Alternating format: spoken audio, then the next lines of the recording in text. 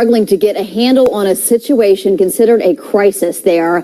The number of people who are homeless is growing. 3 people living on the streets died in the past year, and that is triggering a call to action. NBC5's Brian Scott has the story.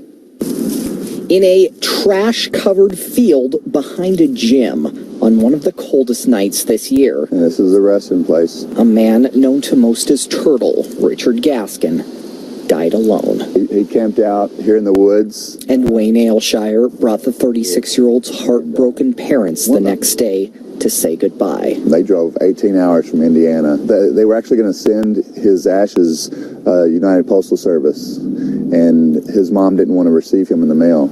Wayne says Turtle was just days away from starting a new job. He was on the track.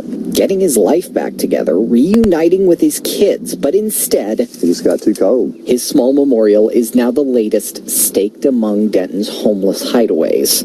The city struggling for funding for the problems and shelter space for the people.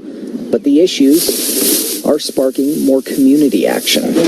Many groups like Food for the Soul were formed by people just fed up with the problem. This one to feed Denton's children struggling with homelessness or hunger. In Denton, there's 10,000 kids that could use the program. We're just tipping the iceberg. City leaders also continue to fight this fight with their homeless task force and also with a pilot program this year to find better ways to approach this problem. But Wayne says that all takes time, and he says time is not on their side on this one. So this weekend he'll gather nonprofits with people who just want to help to find more solutions. You can almost say it's an epidemic. Before he has to bring another family to mourn another friend.